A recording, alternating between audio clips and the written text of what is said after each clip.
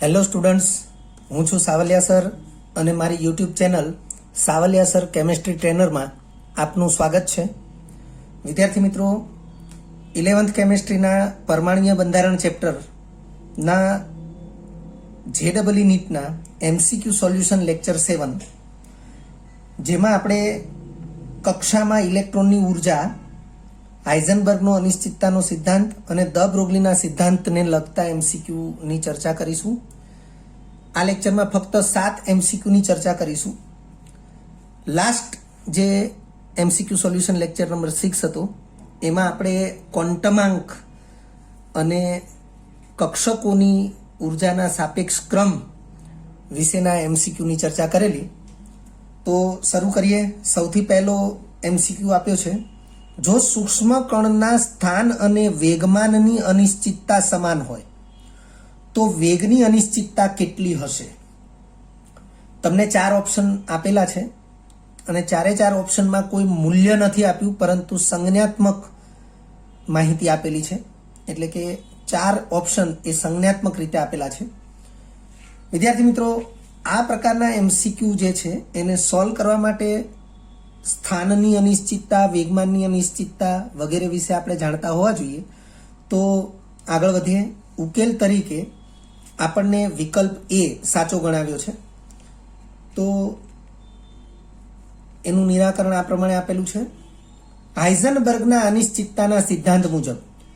તો વિદ્યાર્થી મિત્રો, હાઇઝનબર્ગનો અનિશ્ચિતતાનો સિદ્ધાંત જે તમે NCERT બોર્ડ લેવલે ભણેલા છો, અને એનું સૂત્ર આ પ્રમાણે છે: delta X into delta P greater than or equal to h/4π. વિદ્યાર્થી મિત્રો, delta X into delta P greater than or equal to h/4π, આનું શુદ્ધ ગુજરાતી આવું થશે: સ્થાનની અનિશ્ચિતતા, જેને આપણે ડેલ્ટા એક્સ તરીકે દર્શાવીએ છીએ, વેગમાનની અનિશ્ચિતતા, જેને ડેલ્ટા પી તરીકે દર્શાવીએ છીએ, નો ગુણાકાર ઓછામાં ઓછો, મેથ્સની અંદર ઓછામાં ઓછો જે શબ્દ છે એનું સાંકેતિક રૂપ થશે greater than or equal to. હું ફરીથી બોલું છું: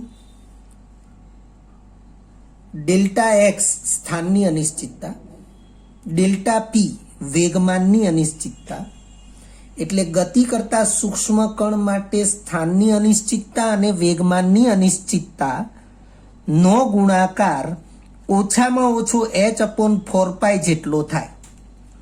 ઓછામાં ઓછો h/4π જેટલો થાય એને ગાણિતિક રીતે આપણે આ પ્રમાણે દર્શાવીશું. એટલે હાઇઝનબર્ગના અનિશ્ચિતતાના સિદ્ધાંતનું આ સાંકેતિક સ્વરૂપ અથવા ગાણિતિક સ્વરૂપ છે. દાખલાઓ ગણવા માટે આપણે ડેલ્ટા એક્સ ઇન્ટુ ડેલ્ટા પી બરાબર h/4π આવું લઈએ છીએ. ઓછામાં ઓછું આ થશે, આનાથી તો ઓછું થશે જ નહીં, એટલે બરાબરની નિશાની લઈ અને પછી આપણે દાખલાઓ ગણતા હોઈએ છીએ. જ્યાં ડેલ્ટા એક્સ એટલે સ્થાનની અનિશ્ચિતતા છે, ડેલ્ટા પી એ વેગમાનની અનિશ્ચિતતા છે. અહીંયા greater than or equal to છે, એના સ્થાને મેં ઇઝ ઇક્વલ ટુ લઈ લીધું છે, કારણ કે દાખલાઓ ઇઝ ઇક્વલ ટુથી આપણે ગણીએ છીએ, કારણ કે એનાથી ઓછું મૂલ્ય હશે નહીં. એટલે ન્યૂનતમ મૂલ્ય h/4π જેટલું લઈ અને ન્યૂનતમ અનિશ્ચિતતાને ધ્યાનમાં લેવામાં આવે છે. અર્થ કે બરાબરની નિશાની લઈએ છીએ એટલે આવી કોઈ પણ અનિશ્ચિતતા ઓછામાં ઓછી છે અને એનું મૂલ્ય આ છે, ગુણાકારનું મૂલ્ય. આનાથી ઓછું નહીં થાય, આનાથી વધારે હશે એટલે અનિશ્ચિતતા હંમેશા ઓછામાં ઓછી હોય એને ધ્યાનમાં લેવામાં આવે છે, અને તેથી આપણે બરાબરની નિશાની લઈ અને ગણતરી કરીએ છીએ. પરંતુ આપણને અહીં આપ્યું છે સ્થાન અને વેગમાનની અનિશ્ચિતતા સમાન છે, એટલે કે ડેલ્ટા એક્સ અને ડેલ્ટા પી સરખા છે. સ્થાનની અનિશ્ચિતતા અને વેગમાનની અનિશ્ચિતતા સરખી છે એવું આપણને રકમમાં આપી દીધું છે. તો આપણે ડેલ્ટા એક્સના સ્થાને ડેલ્ટા પી લખી શકીએ, ઇન્ટુ ડેલ્ટા પી તો હતું જ, ઇઝ ઇક્વલ ટુ h/4π. તો આ થશે ડેલ્ટા પીનો વર્ગ, અને ડેલ્ટા પીનો વર્ગ બરાબર h/4π. તો અહીંથી વર્ગ દૂર થાય તો સામેનું જે પણ મૂલ્ય છે એનું વર્ગમૂળ લેવું પડે. તો વર્ગમૂળમાં h/4π, 4નું વર્ગમૂળ 2 જે વર્ગમૂળની બહાર આવી જશે, તો 1/2 ઇન્ટુ રૂટ h/π થશે. હવે ડેલ્ટા પી એટલે એમ ઇન્ટુ ડેલ્ટા વી. વિદ્યાર્થી મિત્રો આપણે આવું યાદ રાખીશું. આમ તો પી બરાબર એમ ઇન્ટુ વી થાય. વેગમાન બરાબર દળ ગુણ્યા વેગ. ફિઝિક્સની અંદર આ સૂત્ર તમે ભણી ચૂક્યા છો. વેગમાન બરાબર દળ ગુણ્યા વેગ. તો જો હું ડેલ્ટા પી કરું તો delta into M into V થશે. એટલે કે વેગમાનની અનિશ્ચિતતા વિચારવી હોય તો એમ અને વીના ગુણાકારની અનિશ્ચિતતા વિચારવી પડે. પરંતુ ગતિશીલ પદાર્થનું દળ હંમેશા અચળ જ રહે છે અને તેથી આપણે એમને અચળ તરીકે કોઈ અનિશ્ચિતતા નહીં દર્શાવીએ. ઇન્ટુ ડેલ્ટા વી એટલે કે delta P is equal to M delta V. આ રીતે આપણે દર્શાવીશું. એટલે કે વેગમાનની અનિશ્ચિતતા એ વેગની અનિશ્ચિતતા ઉપર આધારિત છે. દળમાં ક્યારેય અનિશ્ચિતતા હોતી નથી. આપણે આને આ રીતે પણ સમજાવી શકીએ. ડેલ્ટા પી ચલે છે ડેલ્ટા વી. એટલે કે વેગમાનની અનિશ્ચિતતા એ વેગની અનિશ્ચિતતા ઉપર આધારિત છે. વેગની અનિશ્ચિતતાના સમપ્રમાણમાં છે. કારણ કે ગતિશીલ કણ અથવા ગતિશીલ પદાર્થનું દળ એ ગતિ કરતો હોય તેમ છતાં પણ અચળ જ રહે છે. સો ધેટ કે આપણે delta P is equal to M into delta V લખીશું. તો અહીં ડેલ્ટા પીના સ્થાને એમ ઇન્ટુ ડેલ્ટા વી લખ્યું છે. Is equal to 1/2 √h upon pi છે જ. એમને અહીં ભાગાકારમાં લાવીએ. સામે જશે તો delta V is equal to 1/2m into √h upon pi. આ ડેલ્ટા વી જે છે એ વેગની અનિશ્ચિતતા છે. અહીં આપણે એનો ઉલ્લેખ કરી દીધો છે.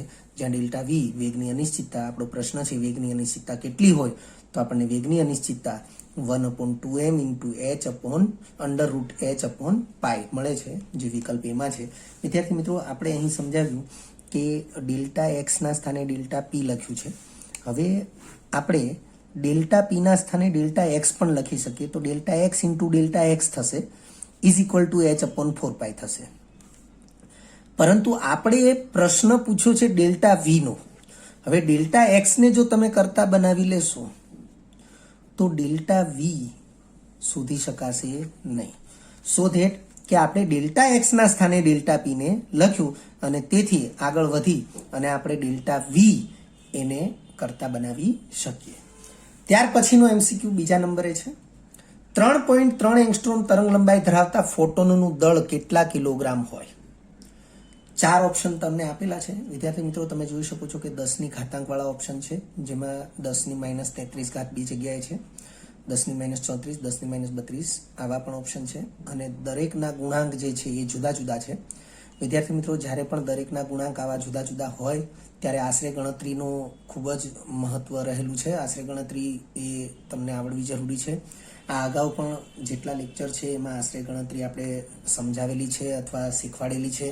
અન્ય તમારી રીતે તમે અન્ય એમસીક્યુમાં આશરે ગણતરીનો અભ્યાસ કરો, પ્રેક્ટિસ કરો તો અને તો જ તમને કેલ્ક્યુલેટર વગર ગણતરી ફાવશે.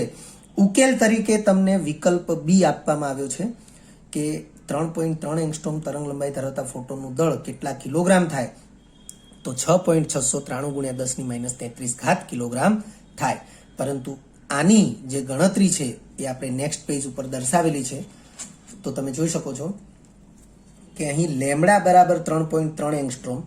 હવે એંગસ્ટ્રોમને આપણે મીટરમાં કન્વર્ટ કરીશું. લેમડાનું મૂલ્ય આપણને રકમમાં આપેલું છે, તમે જોઈ શકો છો 3.3 એંગસ્ટ્રોમ તરંગ લંબાઈ ધરાવતા. તો તરંગ લંબાઈ એ લેમડા છે એટલે આપણે અહીં lambda is equal two 3.3 angstrom. પરંતુ આપણે એ તરંગ લંબાઈને મીટર એકમમાં કન્વર્ટ કરીશું. 3.3 ગુણ્યા 10 ની -10 ઘાત મીટર, કારણ કે એંગસ્ટ્રોમ 1 એંગસ્ટ્રોમ બરાબર 10 ની -10 ઘાત મીટર છે. પ્લાન્ક અચળાંકનું મૂલ્ય 6.626 ગુણ્યા 10 ની -34 ઘાત જૂલ ઇન્ટુ સેકન્ડ છે. વિદ્યાર્થી મિત્રો વાસ્તવમાં જૂલ એકમ જે છે એ kilogram into metre square into સેકન્ડની -2 ઘાત આ પ્રકારનો એકમ છે. એટલે જૂલના બદલે તમે આ એકમ લખો તો સેકન્ડ ઇન્ટુ સેકન્ડની -2 એટલે સેકન્ડની -1 એટલે મૂલ્ય આનું આ જ રહેશે. પ્લાન્ક અચળાંકનું મૂલ્ય 6.626 ગુણ્યા 10 ની -34 ઘાત કિલોગ્રામ ઇન્ટુ મીટર સ્ક્વેર પ્રતિ સેકન્ડ આ પણ એકમ તરીકે આપણે લખી શકીએ.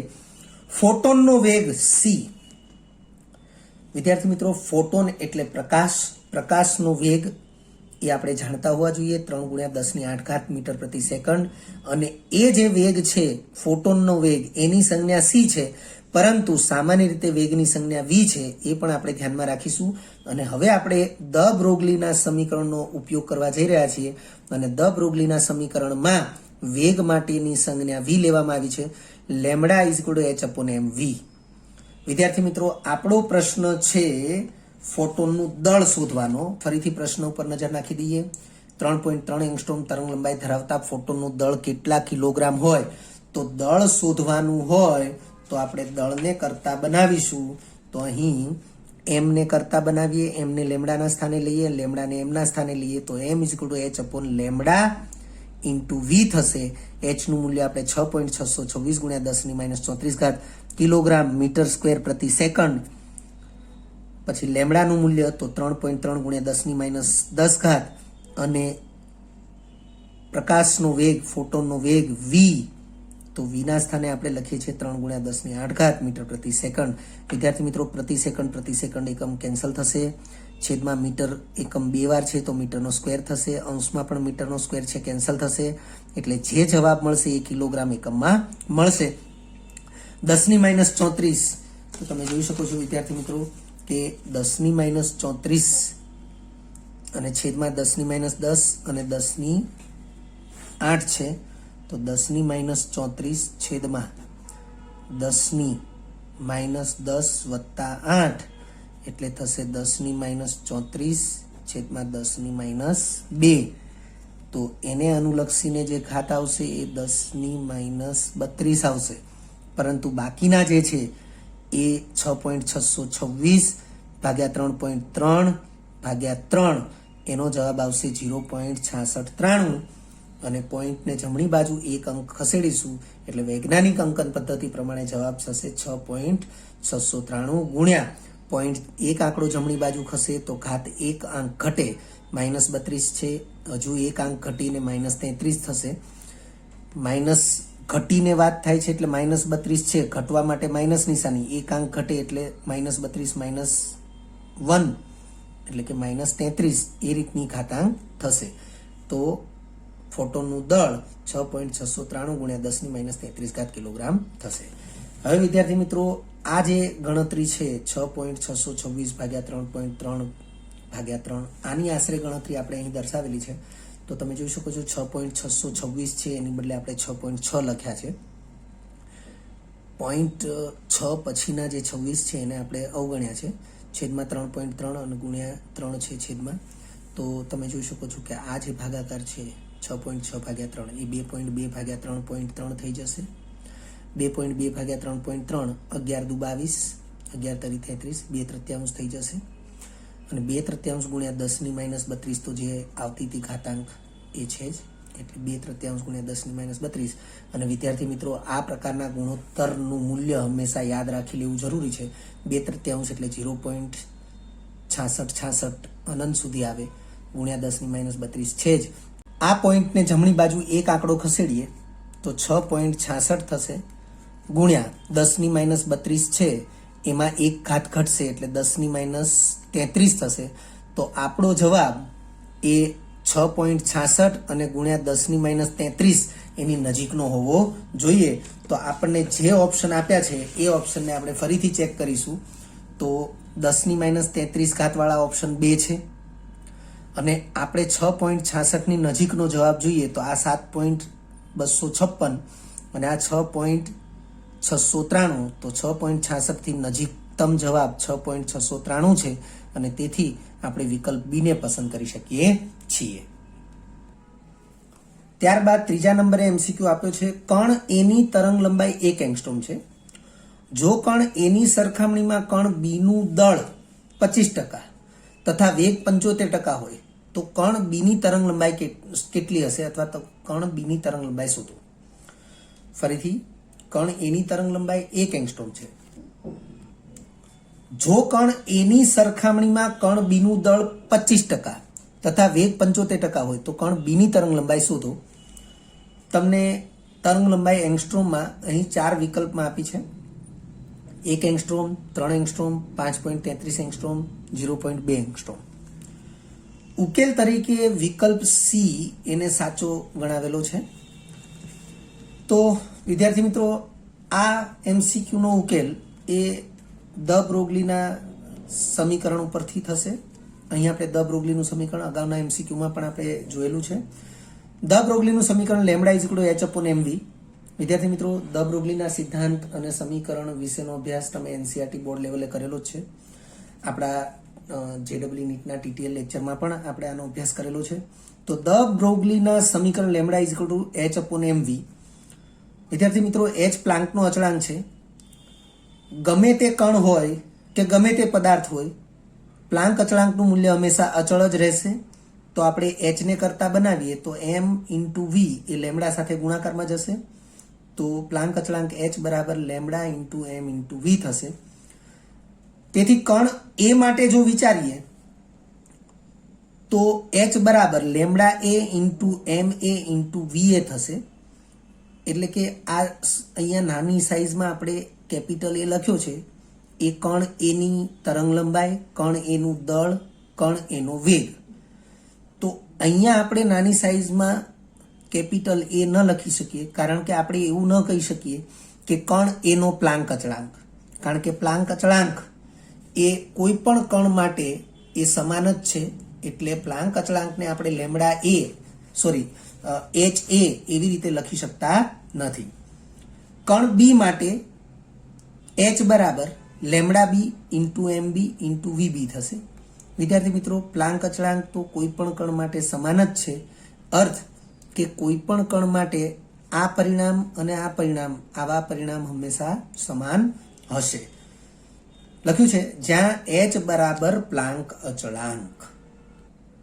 હવે જો એચ બરાબર પ્લાન્ક અચળાંક છે એનો અર્થ કે બંને કણ માટે એચ નું મૂલ્ય સમાન છે. તો આ બંને મૂલ્યોને પણ આપણે સરખાવી શકીએ. તો નેક્સ્ટ પેજ ઉપર આપણે જોઈએ. આથી લેમ્ડા એ ઇન્ટુ એમ એ ઇન્ટુ વી એ બરાબર લેમ્ડા બી ઇન્ટુ એમ બી ઇન્ટુ વી બી થશે. કારણ કે બંને માટે પ્લાન્ક અચળાંકનું મૂલ્ય સમાન હોય તો આ મૂલ્યો જે છે એ પણ એકબીજાને સમાન થશે. એટલે આપણે બંને મૂલ્યો એકબીજાને સમાન થાય એ રીતે આપણે સમીકરણ દર્શાવેલું છે. તો આગળ વધીએ. Lambda A as it is lambda B ને છેદમાં લાવીએ તો lambda A upon lambda B થશે. એમ એ ઇન્ટુ વી એ એને એમ બી ઇન્ટુ વી બી ના છેદમાં લઈ લઈએ એટલે આપણને આવું એક પરિણામ મળશે. વિદ્યાર્થી મિત્રો, આ પરિણામને ખાસ યાદ રાખવાનું છે. આ પરિણામ એ આ જ પ્રકારના અન્ય સૂત્રો અથવા અન્ય એમસીક્યુ માં ઉપયોગી નીવડશે. તો પરિણામને ફરીથી જોઈ લઈએ. લેમ્ડા એ અપોન લેમ્ડા બી બરાબર એમ બી ઇન્ટુ વી બી અપોન એમ એ ઇન્ટુ વી એ. હવે આપેલ માહિતી મુજબ કણ એની સાપેક્ષે કણ બીનું દળ 25% છે. અહીં તમે જોઈ શકો છો, તમને એવું લખીને આપી દીધું છે કણ એની સરખામણીમાં કણ બીનું દળ 25%. કણ એની સાપેક્ષે એટલે કે સરખામણીમાં કણ બીનું દળ 25% છે. એટલે કે કણ બીનું દળ બરાબર 25% કણ એનું દળ. તો મેથેમેટિકલી કણ બીનું દળ એને સંજ્ઞાત્મક રીતે એમ બી તરીકે દર્શાવ્યું બરાબર 25% કણ એનું દળ એટલે એમ એ એટલે 25% એમ એ. તો ટકાને ભાગમાં ફેરવીએ તો 25/100 ઇન્ટુ એમ એ થશે એટલે કે 0.25 એમ એ થશે. એટલે એમ બી બરાબર 0.25 એમ એ. આને પરિણામ નંબર 2 કીધું. એ જ રીતે આપણને અહીંયા માહિતી આપી છે કે કણ એની સરખામણીમાં કણ બી નો વેગ 75% છે.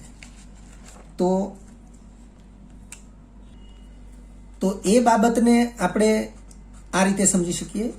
એટલે કે કણ બી નો વેગ બરાબર 75% કણ એનો વેગ. હવે 75% કણ એનો વેગ તો કણ એના વેગનો સિમ્બોલ વી એ અને કણ બીના વેગનો સિમ્બોલ વી બી. તો વી બી બરાબર 75% વી એ થશે. વિદ્યાર્થી મિત્રો, આ પ્રકારની જે સમજૂતી અહીં આપણે લખીને સમજાવી રહ્યા છીએ તો એ એટલા માટે કે તમને એમસીક્યુની તમામ જે આટીઘૂટી અથવા કોમ્પ્લિકેશન છે એ તમને સરળતાથી સમજાય.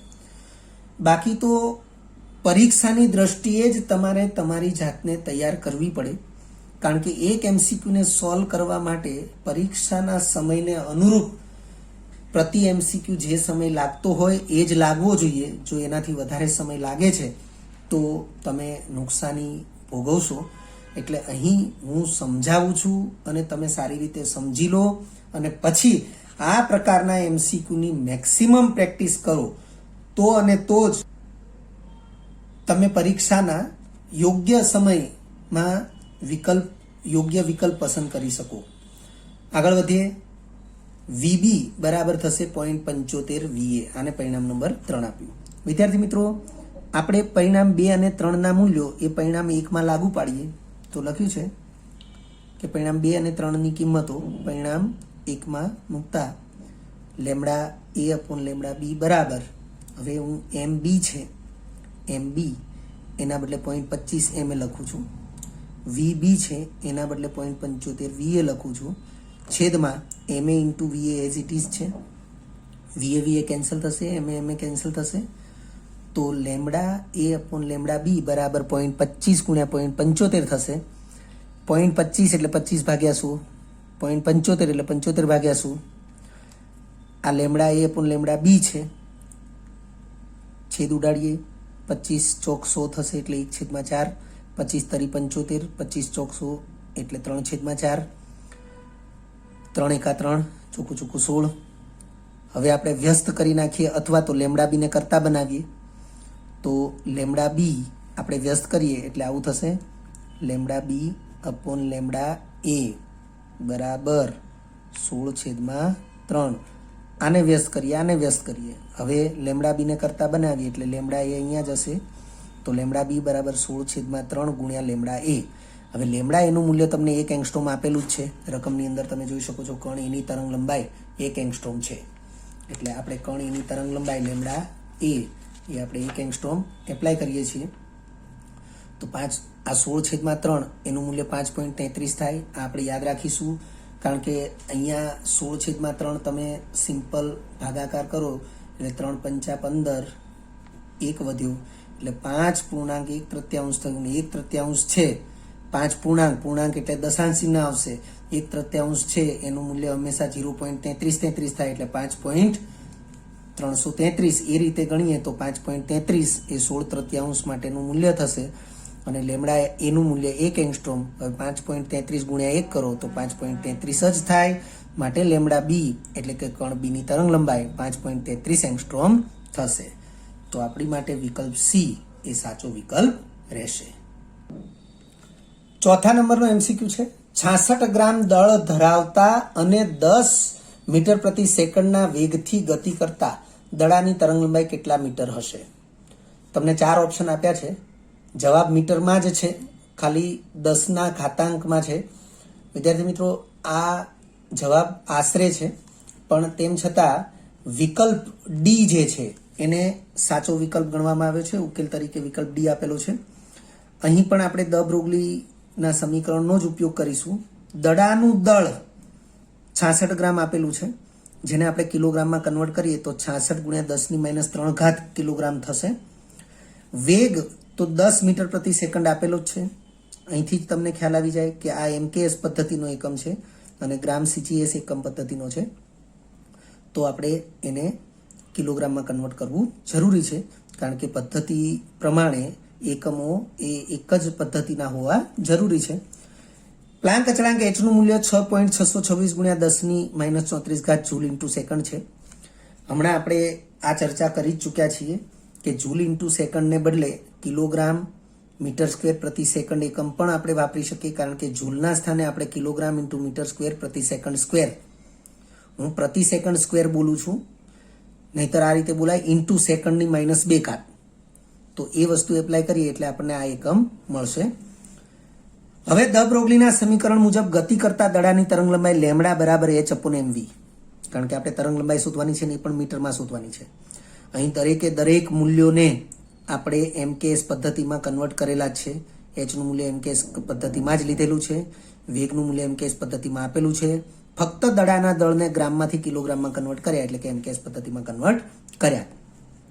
એપ્લાય કરીએ 6.626 ગુણ્યા 10⁻34 કિલોગ્રામ મીટર સ્ક્વેર પ્રતિ સેકન્ડ.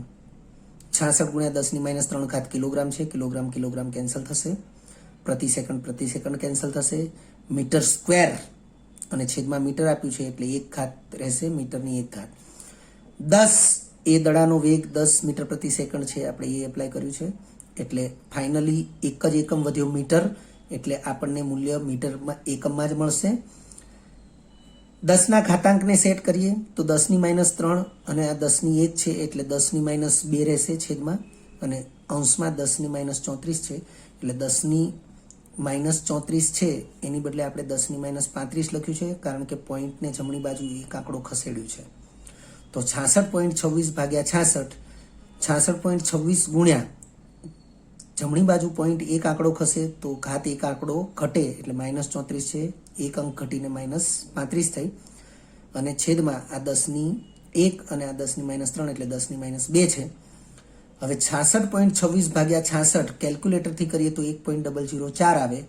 આશરે ગણતરી આપણે તરત જ ધ્યાનમાં આવી જશે. 66.26 છે એને પણ નિયરલી 66 વિચારી લઈએ તો 66 ભાગ્યા 66 1 થઈ જશે, અને તેથી આપણે આને નિયરલી 1 લખી નાખીએ, ગુણ્યા 35 અને છેદમાં -2, તો ભાગાકાર છે એટલે ઘાતની બાદબાકી થશે.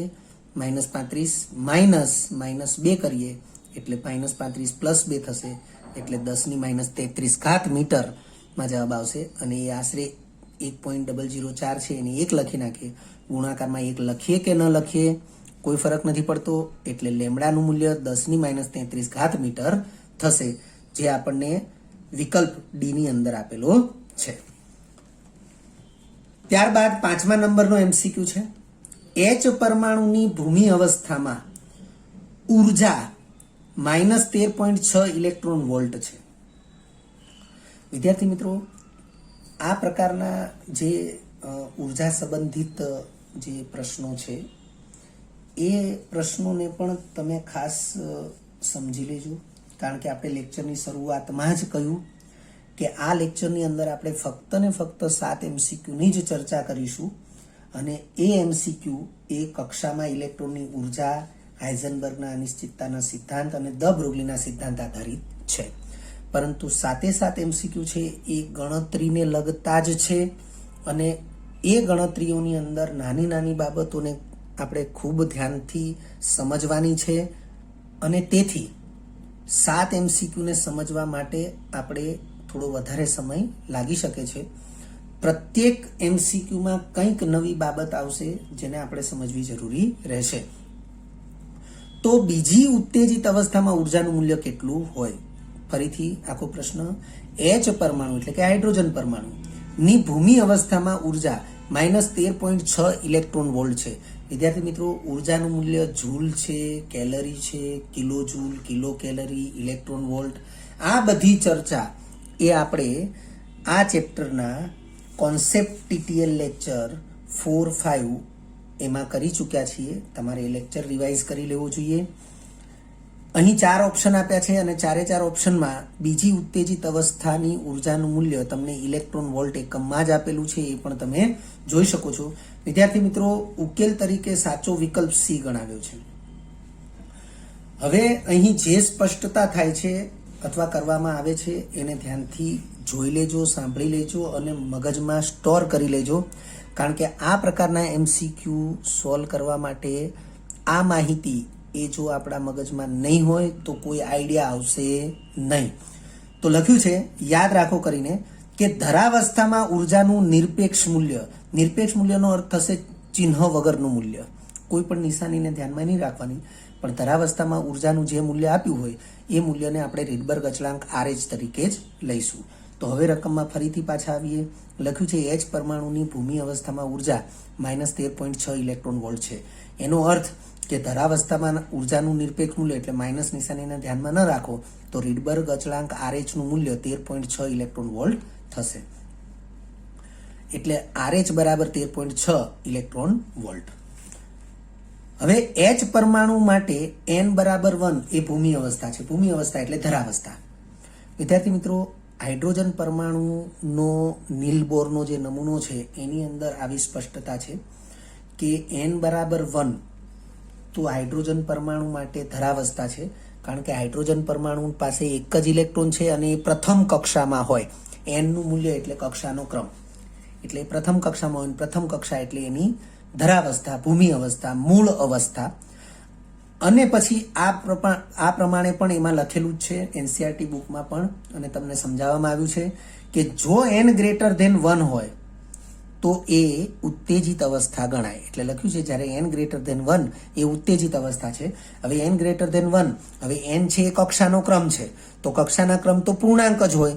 એટલે અહીં આપણે સ્પષ્ટતા કરી છે કે આથી પ્રથમ, દ્વિતીય, તૃતીય આવી કોઈ ઉત્તેજિત અવસ્થા માટેની વાત થાય તો એના માટે n ના મૂલ્યો અનુક્રમે 2, 3, 4 એ પ્રકારે રહેશે. અર્થ કે n બરાબર જો 2 હોય તો એને પ્રથમ ઉત્તેજિત અવસ્થા કહેવાશે. n બરાબર 3 હોય તો એને દ્વિતીય ઉત્તેજિત અવસ્થા કહેવાશે. n બરાબર 4 હોય તો એને તૃતીય ઉત્તેજિત અવસ્થા કહેવાશે. એ બાબતને આપણે આવી રીતે સમજી શકીએ છીએ. આ છે કેન્દ્ર, હાઇડ્રોજન પરમાણુનું કેન્દ્ર. આ પ્રથમ કક્ષા છે, આ બીજી કક્ષા છે, આ ત્રીજી કક્ષા છે, આ ચોથી કક્ષા છે. આ પ્રમાણે આપણે કક્ષાને વિચારીએ. n બરાબર 1 તો એ ધરાવસ્થા છે, અને અહીંયાનો ઇલેક્ટ્રોન એ પ્રથમ કક્ષા સિવાય અન્ય કોઈ પણ કક્ષામાં જાય તો એ ઉત્તેજિત અવસ્થાઓ છે. તો હવે અહીંથી પ્રથમ જે આવશે એ આવશે n બરાબર 2. અર્થ કે આ ઇલેક્ટ્રોન જો અહીંયા ગયો તો એની સૌથી નજીકની કક્ષા n બરાબર 2 એ એના માટે પ્રથમ ઉત્તેજિત અવસ્થા કહેવાશે. ત્યાર પછીની જે કક્ષા છે એ n બરાબર 3 છે, એ એના માટે દ્વિતીય ઉત્તેજિત અવસ્થા કહેવાશે. આ ફર્સ્ટ થશે, આ સેકન્ડ ઉત્તેજિત અવસ્થા થશે. અહીંયા જશે n બરાબર 4માં તો એ થર્ડ ઉત્તેજિત અવસ્થા કહેવાશે, એટલે કે ત્રીજી ઉત્તેજિત અવસ્થા કહેવાશે. આપણે એને આ પ્રકારે સમજીશું. હવે પ્રશ્નમાં અહીંયા કીધું છે કે બીજી ઉત્તેજિત અવસ્થામાં ઉર્જાનું મૂલ્ય કેટલું હોય. તો બીજી ઉત્તેજિત અવસ્થાનો ઉલ્લેખ કર્યો એટલે આપણે જે પ્રમાણે સમજ્યા કે દ્વિતીય ઉત્તેજિત અવસ્થા એટલે n બરાબર કેટલું લેવું પડશે? 3 લેવું પડશે. તો આપણે નેક્સ્ટ પેજ ઉપર જોઈએ. અહીં દ્વિતીય એટલે કે બીજી ઉત્તેજિત અવસ્થા હોવાથી એની ચર્ચા છે ને, બીજી ઉત્તેજિત અવસ્થાનો જ ઉલ્લેખ છે, તો અહીં n બરાબર 3 લેવું પડશે. એટલે લખ્યું છે અહીં દ્વિતીય એટલે કે બીજી ઉત્તેજિત અવસ્થા હોવાથી n બરાબર 3. તેમજ ઉર્જાનું મૂલ્ય આ સૂત્રથી આપણે પરિચિત છીએ. ઉર્જા E બરાબર -RH કૌંસમાં 1/n². તો વિદ્યાર્થી મિત્રો -RH કૌંસમાં 1/n², RH નું મૂલ્ય મેં કીધું એ પ્રમાણે તો તમને આપ્યું છે આ 13.6 એટલે કે નિરપેક્ષ મૂલ્ય લેવું પડે. તો RH 13.6 ઇલેક્ટ્રોન વોલ્ટ, માઇનસનું મૂલ્ય તો નિશાની તો સૂત્રમાં છે જ, તો -13.6 ભાગ્યા n² થશે. n નું મૂલ્ય 3 એપ્લાય કરીએ, 3 નો વર્ગ 9, 13.6 ભાગ્યા 9 જવાબ થશે 1.51. માઇનસ નિશાની તો છે જ. આપણે આશરે ગણતરી આમ તો દર્શાવવાની જરૂર નથી. 13.6 ને આપણે નિયરલી 13.5 લઈ લઈએ, ભાગ્યા 9 કરીએ તો જવાબ 1.5 આવશે. એટલે એની નજીક વિદ્યાર્થી મિત્રો આ ભાગાકાર આપણે આવી રીતે કરીશું. 15 9 135 થાય, એટલે એ પ્રમાણે પણ આપણે કરી શકીએ. અને એ 15માં 1.5, કારણ કે પોઈન્ટ પછી એક આંકડો હોવો જોઈએ એટલે 1.5 થશે. તો એ પ્રમાણે આપણે આશરે ગણતરી વિચારી શકીએ. વિદ્યાર્થી મિત્રો તમે જોઈ શકો છો કે ધરાવસ્થા એ -13.6 ઇલેક્ટ્રોન વોલ્ટ છે, એટલે કે આમાં -13.6 ઇલેક્ટ્રોન વોલ્ટ ઉર્જા છે. આ પ્રથમ ઉત્તેજિત અવસ્થા છે ને આ દ્વિતીય ઉત્તેજિત અવસ્થા છે. દ્વિતીય ઉત્તેજિત અવસ્થાની ઉર્જા એ -1.51 ઇલેક્ટ્રોન વોલ્ટ મળે છે. તો હું અહીંયા ફરીથી સ્પષ્ટતા કરી દઉં છું કે -13.6 ની સાપેક્ષે -1.51 આ ઉર્જા વધી કહેવાય. એટલે કે કેન્દ્રથી ઇલેક્ટ્રોન દૂર તરફ જાય એમ ઉર્જાનું મૂલ્ય વધશે. એટલે ખાસ સ્પષ્ટતા કરું છું કે -13.6 ની સાપેક્ષે -1.51 એ ઊંચું મૂલ્ય કહેવાય, ઉર્જા વધી એવું કહેવાશે. એટલે આ સ્પષ્ટતા પણ આપણે ધ્યાનમાં રાખવી જરૂરી છે. ત્યાર પછી 6થા નંબરનો MCQ છે. પ્રશ્નનું વિધાન આ પ્રકારે છે. ધરાવસ્થા ધરાવતા હાઇડ્રોજન પરમાણુની આયનીકરણ એન્થાલ્પી 2.18 ગુણ્યા 10⁻18 જૂલ છે.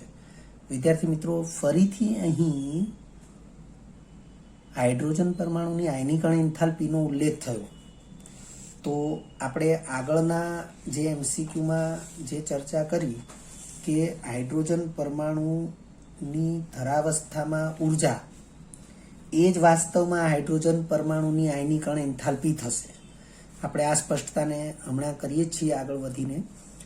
2.18 ગુણ્યા 10⁻18 જૂલ છે. અહીં આપણને ઉર્જા જૂલમાં આપી છે અને આગળના એમસીક્યુમાં એ જ ઉર્જા ઇલેક્ટ્રોન વોલ્ટમાં આપેલી હતી. તો તેની દ્વિતીય કક્ષામાં ઇલેક્ટ્રોનની ઉર્જા કેટલા જૂલ હોય?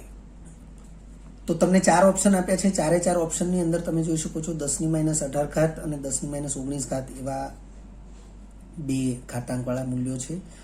જે કંઈ ઉર્જાનું મૂલ્ય આવશે જૂલમાં જ આવશે અને બધા મૂલ્યો માઇનસમાં પણ આપ્યા છે. એ પણ આપણે ધ્યાનમાં રાખીશું, કારણ કે કોઈ પણ કક્ષામાં ઉર્જાનું મૂલ્ય ઋણ જ હશે. હવે અહીં તમને જે આપ્યું છે કે ધરાવસ્થામાં હાઇડ્રોજન પરમાણુની આયનીકરણ એન્થાલ્પી એ આ છે. તો વાસ્તવમાં ધરાવસ્થા એટલે n બરાબર 1 અને n બરાબર 1 એટલે પ્રથમ કક્ષામાં ઇલેક્ટ્રોનની ઉર્જા એ -2.18 ગુણ્યા 10⁻18 થઈ. કઈ રીતે? તો મેં કીધું એ પ્રમાણે કે આ હાઇડ્રોજન પરમાણુની આયનીકરણ એન્થાલ્પી જે છે એ જ વાસ્તવમાં પ્રથમ કક્ષામાં ઇલેક્ટ્રોનની ઉર્જા છે. એ જ વાસ્તવમાં રીડબર્ગ અચળાંક RH પણ છે. તો આ ઉર્જા થઈ. હવે આ ઉર્જા તમે જોઈ શકો છો 10⁻18 છે. તો અહીંયા 10⁻18 10⁻19 બે વસ્તુ આપી છે. બીજું કે જો હું 10⁻18 વિચારું તો આ પ્રથમ કક્ષાની ઉર્જા છે ને આપણને બીજી કક્ષાની ઉર્જા E2 પૂછવામાં આવી છે. તો E2ની ઉર્જા આના કરતાં મોટી હોય. આના કરતાં મોટી એનો અર્થ થાય કે -2.18 છે. તો માઇનસમાં આના કરતાં એ નાનું મૂલ્ય એ ઉર્જા ઊંચી દર્શાવે. પણ તમે જોઈ શકો છો કે અહીંયા -4.36 છે. તો વિકલ્પ સી શક્ય નથી. એટલે વિકલ્પ નિવારણ પ્રમાણે વિચારીએ તો આ ઉર્જાનું મૂલ્ય શક્ય નથી. હવે આપણે અહીંયા આવીએ. આ પોઈન્ટને જો હું જમણી બાજુ લઈ જાઉં તો એ 2.18 ગુણ્યા 10⁻20 થશે. આ પોઈન્ટને જમણી બાજુ લઈ જાઓ તો 1.09 ગુણ્યા 10⁻20 થશે.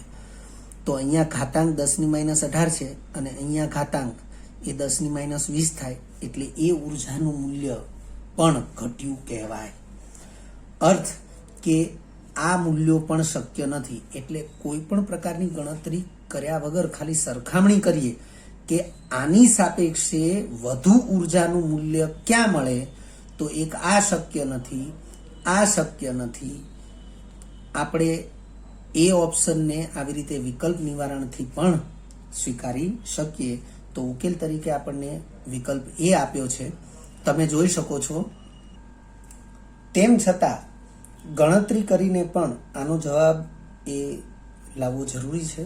એના માટે સૌથી પહેલી ટિપ્સ મેં અહીં લખી છે, જે આપણે ચર્ચા કરીએ એ પ્રમાણે. યાદ રાખો, સામાન્ય રીતે પરમાણુનો ઇલેક્ટ્રોન એટલે પરમાણુ ધરાવસ્થામાં હોય એટલે પરમાણુનો ઇલેક્ટ્રોન ધરાવસ્થામાં હોય ત્યારે જ આયનીકરણ એન્થાલ્પી લાગુ પડે છે. એટલે તમને અહીં આપ્યું છે કે ધરાવસ્થા ધરાવતા હાઇડ્રોજન પરમાણુની આયનીકરણ એન્થાલ્પી. હવે આ જ રકમમાં ધરાવસ્થા એ શબ્દને કેન્સલ કરીને ડાયરેક્ટ આવું લખે કે હાઇડ્રોજન પરમાણુની આયનીકરણ એન્થાલ્પી, તો પણ એ આની આ જ રકમ થશે. પછી લખ્યું છે કે હાઇડ્રોજન પરમાણુ માટે આયનીકરણ enthalpy is equal two Rydberg અચળાંક RH. વિદ્યાર્થી મિત્રો, આ બાબતની ચર્ચા પણ આપણે TTL 5 અને TTL 6માં કરેલી છે કે હાઇડ્રોજન પરમાણુની આયનીકરણ એન્થાલ્પી એ જ વાસ્તવમાં રીડબર્ગ અચળાંક RH નું મૂલ્ય છે. અને રીડબર્ગ અચળાંક RH નું મૂલ્ય એ 2.18 ગુણ્યા 10⁻18 જૂલ છે. એ પણ આપણે જાણીએ છીએ. અને અહીં આપણને રકમમાં આયનીકરણ એન્થાલ્પી તરીકે પણ 2.18 ગુણ્યા 10⁻18 જૂલ આપેલું છે. તેમજ n કક્ષામાં ઇલેક્ટ્રોનની ઉર્જાનું સૂત્ર જે આ છે એનું એ જ સૂત્ર En બરાબર -RH કૌંસમાં 1/n². તો RH નું મૂલ્ય તો 2.18 ગુણ્યા 10⁻18 જૂલ છે જ. n નું મૂલ્ય તો બીજી કક્ષા માટે, દ્વિતીય કક્ષા માટે n બરાબર 2 લઈશું. તો 2 લખીએ, 2 નો વર્ગ 4. તો 2.18 ભાગ્યા 4 કરીએ વિદ્યાર્થી મિત્રો આ ભાગાકાર આપણને સરળતાથી આવડી જવો જરૂરી છે. મેન્યુઅલી કરીએ તો પણ ઝડપથી થઈ જાય. 0.545 થશે. તો E2 બરાબર -0.545 ગુણ્યા 10⁻18. તો તમે જોઈ શકો છો વિદ્યાર્થી મિત્રો -2.18 અને -0.545. તો આ મૂલ્ય મોટું મૂલ્ય છે, જે દર્શાવે છે કે પ્રથમ કક્ષાની સાપેક્ષે બીજી કક્ષામાં રહેલા ઇલેક્ટ્રોનની ઉર્જા વધુ હોય છે, અને તેથી આપણે વિકલ્પ એ એને સ્વીકારી શકીએ છીએ. ત્યારબાદ 7મો MCQ, આ લેક્ચરનો અંતિમ MCQ છે. 0.1 એંગસ્ટ્રોમ જેટલી સ્થાનની અનિશ્ચિતતા ધરાવતા ઇલેક્ટ્રોન માટે વેગની અનિશ્ચિતતા કેટલા મીટર પ્રતિ સેકન્ડ થશે? વિદ્યાર્થી મિત્રો, જ્યારે પણ સ્થાન અને વેગની અનિશ્ચિતતા, વેગમાનની અનિશ્ચિતતા આ પ્રકારના શબ્દો તમને જોવા મળે એટલે એ પ્રશ્ન હાઇઝનબર્ગના અનિશ્ચિતતાના સિદ્ધાંતને લગતો છે. હાઇઝનબર્ગના અનિશ્ચિતતાના સિદ્ધાંતની થિયરી જે છે એ તમે NCERT બોર્ડ લેવલે ભણેલા છો. એના સૂત્રથી પણ આપણે આ લેક્ચરની અંદર આગળ એક MCQમાં પરિચિત થયા. તો તમે જોઈ શકો છો કે અહીં વેગની અનિશ્ચિતતા પ્રશ્ન પૂછ્યો છે અને તમને જે 4 ઓપ્શન આપ્યા છે એ 4 ઓપ્શન પૈકી 2 ઓપ્શન એવા છે કે જેમાં 10 ઘાતાંક ઋણ આપ્યા છે અને 2 ઓપ્શન એવા છે કે જેમાં 10 ઘાતાંક ધન આપ્યા છે અને 10⁵ ઘાત છે પાછી. તો એક સ્પષ્ટતા હું આવી ખાસ કરું છું અને એ સ્પષ્ટતા મૌખિક છે. અહીં ક્યાંય મેં એ લેખિતમાં લખ્યું નથી કે આની ટિપ્સમાં પણ લખ્યું નથી. એટલે આવી ઘણી બધી બાબતો છે જે અગાઉના લેક્ચરમાં પણ એ ક્યાંય ઓન પેપર લખી નથી, પણ મૌખિક રીતે તમને ટિપ્સ આપવામાં આવી છે. તો તમારે એને યાદ રાખવી જરૂરી છે. અને એ ટિપ્સ આ પ્રકારની છે કે જો કોઈ પ્રશ્નમાં તમને વેગની અનિશ્ચિતતા પૂછવામાં આવે, જો આ પ્રકારના MCQમાં તમને વેગની અનિશ્ચિતતા પૂછવામાં આવે અને તમને આપેલા વિકલ્પો પૈકી ક્યાંય 10ની ઋણ ઘાતાંક વાળા વિકલ્પ હોય તો જવાબમાં એ ક્યારેય આવી શકશે નહીં. અર્થ કે વેગની અનિશ્ચિતતાનો જે કંઈ જવાબ આવશે એમાં 10 ઘાતાંક ક્યારેય ઋણ હશે નહીં. અર્થ કે જો આ ટિપ્સ તમે જાણતા હોવ તો અહીં આપેલા 4 વિકલ્પ પૈકી આ 2 વિકલ્પ એને વિકલ્પ નિવારણની રીતે તમે દૂર કરી શકો છો. એટલે વધ્યા આ 2 વિકલ્પ A અને D, અને આ 2 વિકલ્પ પૈકી સાચો વિકલ્પ કયો છે તો એ આપણે ગણતરી કરીને શોધી શકીએ છીએ. તો અહીં ઉકેલ તરીકે આપણને વિકલ્પ A એ સાચો ગણાવેલો છે. આગળ વધીએ કઈ રીતે. હાઇઝનબર્ગના અનિશ્ચિતતાના સિદ્ધાંત મુજબ ΔX × ΔP = h/4π. આપણે હમણાં જ ચર્ચા કરી. આમ તો > h/4π હોય, પરંતુ ઓછામાં ઓછું મૂલ્ય h/4π છે અને એનાથી ઓછી અનિશ્ચિતતા હવે હશે નહીં. એટલે હંમેશા અભ્યાસ ઓછામાં ઓછી અનિશ્ચિતતાના સંદર્ભમાં કરવાનો હોવાથી બરાબરની નિશાની લઈ અને ગણતરીઓ કરવામાં આવે છે. વિદ્યાર્થી મિત્રો, અહીં ગણતરી સાથે સાથે આપણે એક ટિપ્સ પણ આપી રહ્યા છીએ અને તેથી આપણે ધ્યાન રાખીશું. Hનું મૂલ્ય 6.626 ગુણ્યા 10⁻34. MKS પદ્ધતિના જ મૂલ્ય લીધેલું છે. 4 એ અંક છે અને પાઈ એ અચળાંક છે. એમાં MKS CGS કશું જ ન હોય. 4 ગુણ્યા 3.14. તો વિદ્યાર્થી મિત્રો 6.626 ભાગ્યા 12.56 થશે આ બંનેનો ગુણાકાર. અને આ ગુણોત્તર જે છે એ ગુણોત્તરનું મૂલ્ય 0.5275 થશે. વિદ્યાર્થી મિત્રો, જ્યારે પણ હાઇઝનબર્ગના અનિશ્ચિતતાના સિદ્ધાંતને અનુલક્ષીને દાખલાઓ કે MCQ સોલ્વ કરવાના હોય ત્યારે તમારે આ h/4π નું મૂલ્ય એ હંમેશા 0.5275 જાતે લઈ જ લેવાનું અને એને આધારે જ આગળ ગણતરીઓ કરવાની. કારણ કે આપણે કેલ્ક્યુલેટર વગર ગણતરી કરવાની છે. એટલે અત્યારે જ આપણે આ મૂલ્યને ધ્યાનમાં રાખી લઈશું. આ પછી ગમે ત્યારે પણ હાઇઝનબર્ગના અનિશ્ચિતતાના સિદ્ધાંત મુજબના દાખલાઓની અંદર h/4π ના સ્થાને આપણે 0.5275 ગુણ્યા 10⁻34 લઈશું. અને તેથી હાઇઝનબર્ગના અનિશ્ચિતતાના સિદ્ધાંતનું સૂત્ર હવે આ પ્રમાણે થશે: ΔX × ΔP બરાબર 0.5275 ગુણ્યા 10⁻34. હવે ΔP ના સ્થાને m × ΔV લઈશું. તો તો એવું શા માટે? તો ડેલ્ટા પી બરાબર એમ ઇન્ટુ ડેલ્ટા વી, જેની ચર્ચા આપણે અગાઉ કરી ચૂક્યા છીએ આ જ લેક્ચરની અંદર.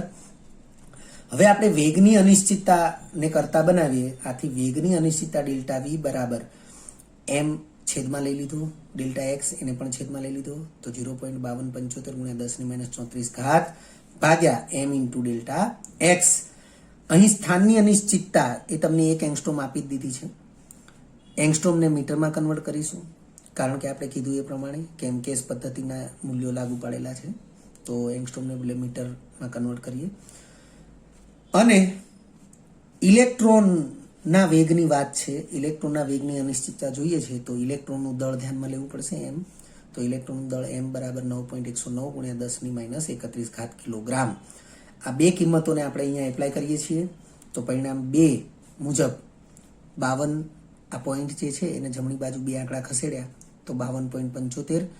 2 આંકડા જમણી બાજુ ખસેડવાથી ઘાત 2 ઘટશે, 2 મૂલ્ય ઘટશે એટલે -34 છે, -36 થશે.